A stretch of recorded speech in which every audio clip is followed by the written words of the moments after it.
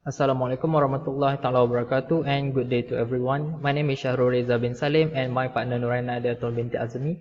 We are going to present on chapter 7, traditional training methods. So basically for training methods, there are two types of training, which is traditional and technology based training methods. As for today, we are only going to cover on traditional parts. So let's get started. There are four elements that we are going to cover in today's chapter, which is introduction, types of training methods available under traditional, which is presentation methods, hands-on methods, and group building methods. So we are going to discuss in depth about the elements in each method available. So for the introduction, training methods have to be developed or purchased within a budget. Training must be made available to those employees who need it. Traditional training methods require an instructor or facilitator and involve face-to-face interactions between trainees. Traditionally, trainings and development activities have been largely instructor-focused. And basically for every training, it involves two parties, which is instructor or trainer, and as well as the learner or the trainee. The role for instructor or trainer is that it is responsible for ensure that the employees learn, while the learner plays a passive role as the receiver of information and learning occurs to the extent that the appropriate conditions are provided by the learning experts. Okay, let's take a look at 70, 20, and 10 model of learning. The studies found that most workplace learning happen informally through on-the-job experience and social interactions rather than formal courses program. So what is 70, what is 20, and what is 10 represent of? So 70% of trainings indicate that it is occur in a job or workplace training, while only 20% of job training occurs socially, and only 10% is a formal classroom instruction. So to increase the likelihood that learnings will occur in training, the content needs to be meaningful and practical. The learner has to be actively involved in the learning process, and learning needs to involve feedback and reinforcement from others. Next is a learning system. So based on the figure on the left side of your screen, there are four quadrants under a learning system, which is the one that guided and created by the company and also created and guided by users. For the one that created and guided by the company, it includes the guided competency development, which is lecture online, training mobile learning. And the one that guided contextual learning is, for example, simulations, on-the-job training, behavior modeling, and experiential learning. While the one that created and guided by users include social competency development, social and contextual learning. So guided competency development and context-based learning is the one that considered formal, which is conducted by the company for the employees, while the social competency development and social contextual learning are normally informal training activities that happens within the employee in the workplace. So let's begin with presentation methods, which is lecture. In a lecture, trainers communicate through spoken words what they want the trainees to learn. The communications of learned capabilities is primarily one way from the trainer to the audience. The advantages of lecture is that it is least expensive, least time consuming with broad information, organized, and message is consistent, while the disadvantages are lack of participants' involvement, feedback, and meaningful connections to the work environment limitations of understanding. So there are few methods available for a lecture, which is standard lecture, team teaching, guest speakers, panels, and students' presentations. So these variations is the one that must considered by a trainee when conducting a lecture trainings.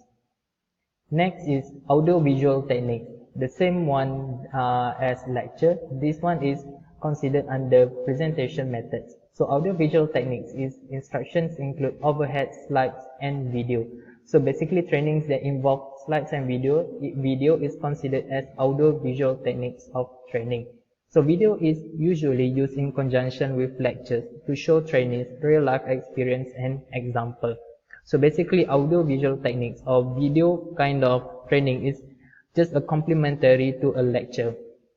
So the advantages of video is interactive, improved experience, availability to relearn, while the disadvantages are too much content for the trainee to learn, poor dialogue, and confusing on a learning points. Next, we move to the second points for training under traditional, which is on-the-job training. On-the-job training is inexperienced employee will be able to learn in work setting and during work by observing peers or managers performing the job and then trying to imitate their behavior. So basically the first stage of a new hired employee is observing. They must observe what the current employees or the previous employees been doing in the company. So OJT is considered informal because it does not necessarily occur as part of a training program. Managers or peers who are job knowledge experts are used as instructors. So the advantages of on-the-job training is that first, training for newly hired employees, improved experienced employee skill, promoted social interactions in workplace, save company costs, does not affect work time.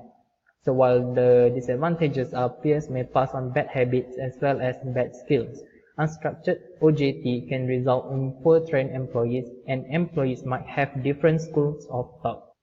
Next is self-directed learning. Employees take self-responsibility for all aspects of learning, including when it is conducted and who is involved. No instructor involved, and company providing employees with information such as databases, training courses, seminars while still holding them responsible.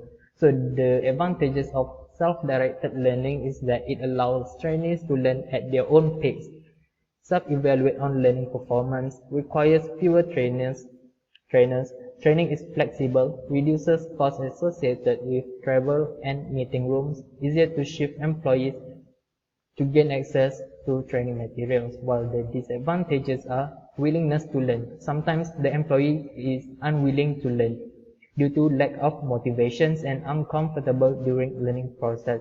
And the final disadvantages is development time is longer than with other types of training programs.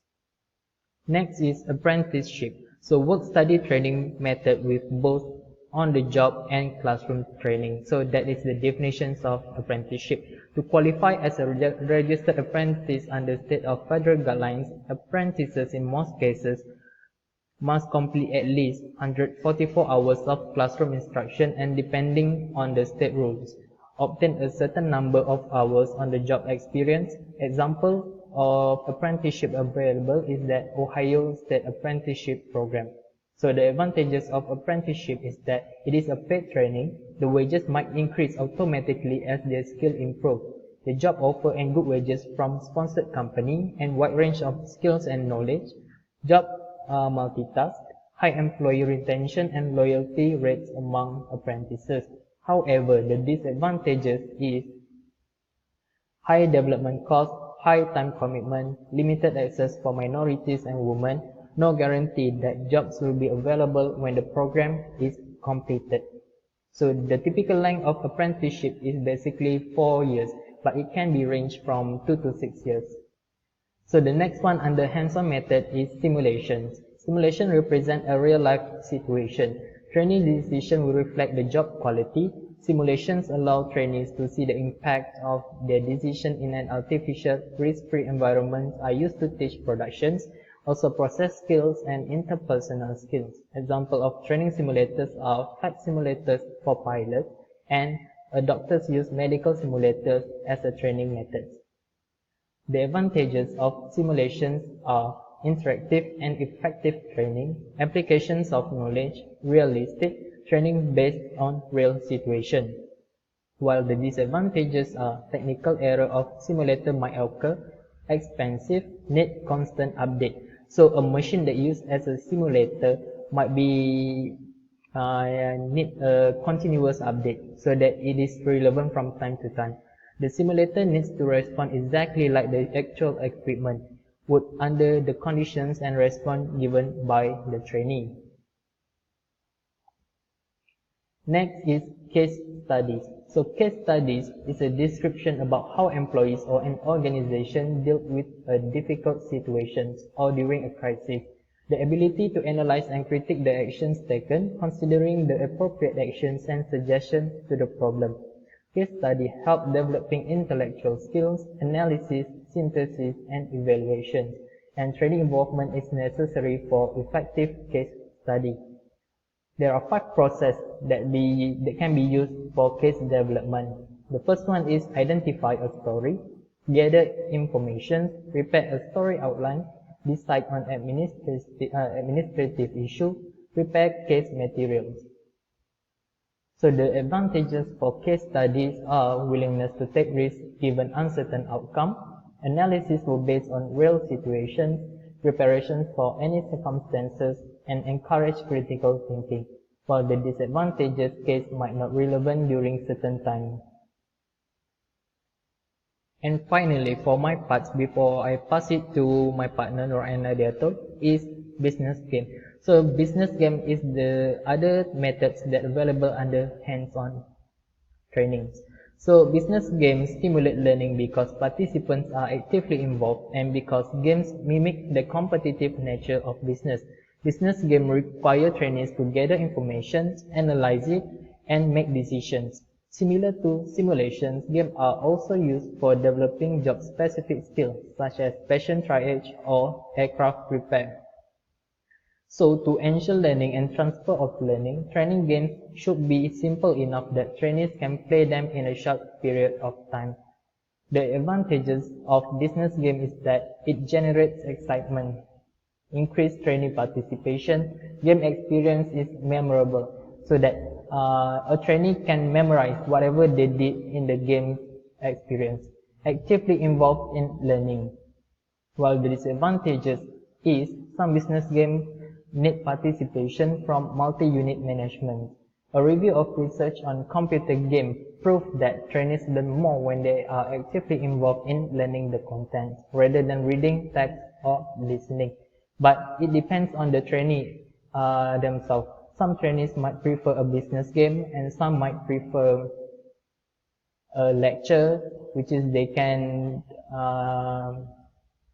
do the one that they are not comfortable with, and someone might prefer to listen to the training process. So without further ado, I will pass the platform to my partner Noraina Diato for further explanations. Thank you.